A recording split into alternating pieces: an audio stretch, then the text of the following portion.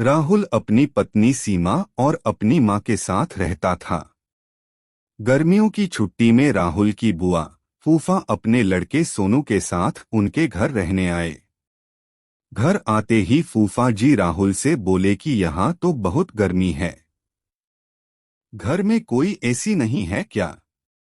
राहुल की मां ने बोला, भाई साहब अभी कुछ दिन पहले ही राहुल ने अपने कमरे में एसी लगवाया है। यह सुनते ही फूफा जी अपने बेटे से बोले कि सारा सामान राहुल के कमरे में ले गए। राहुल और उसकी पत्नी सीमा चुप रहे क्योंकि उनने सोचा कि कुछ दिनों की तो बात है। इस तरह बुआ फूफा जी को राहुल के घर रहते 1 महीना हो गया। राहुल ने अपनी मां से पूछा कि बुआ जी कब जाने वाली है? हम कब तक ऐसे ही हॉल में सोकर अपना गुजारा करेंगे? राहुल की मां बोली, बेटा रिश्तेदारी का मामला है, हम कुछ कह भी तो नहीं सकते। राहुल की पत्नी सीमा बोली, वह सब तो ठीक है, लेकिन उनका छोटा लड़का सोनू सारा दिन घर में उधम करता रहता है। कल तो उसने हमारा नया सोफा बुरी तरह फाड़ डाला। राहुल इस बात पर बहुत गुस्सा हुआ कि नया सोफा फाड़ दिया। वह अपनी पत्नी से बोला, तुम सोनू को ऐसा करने से रोकती क्यों नहीं? सीमा बोली, जब से बुआ फूफा जी आए हैं कुछ कुछ खाने की डिमांड करते हैं, जिससे मेरा और माँ जी का सारा दिन तो रसोई में ही बीत जाता है। राहुल ने कहा कि मैं अभी जाकर फूफा जी से पूछता हूँ कि वह आखिर कब जाएंगे।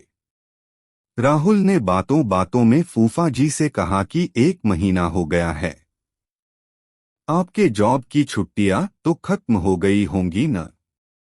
फूफा जी बोले, राहुल मैंने जॉब तो कब की छोड़ दी, अब तो मैं बिजनेस करता हूँ और अब मैं इस शहर में भी कुछ बिजनेस खोलने की सोच रहा हूँ।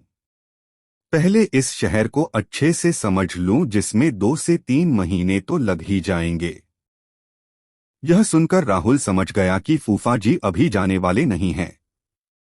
उसने यह बात अपनी पत्नी और मां को बताई। सीमा बोली, जब घी सीधी उंगली से नहीं निकलता तो उंगली टेढ़ी करनी पड़ती है, इनके साथ भी कुछ ऐसा ही करना होगा। आप यह काम अब मुझ पर छोड़ दीजिए। उसी रात बुआ और फूफा जी छत पर थे। तभी उनका लड़का सोनू चिल्लाता हुआ उनके पास गया और बोला कि मैंने अभी एक चुड़ैल को देखा है। तभी एक चुड़ैल वहां आ गई और बुआ और फूफा जी को बोली कि तुम में से कौन पहले मेरा भोजन बनना चाहेगा।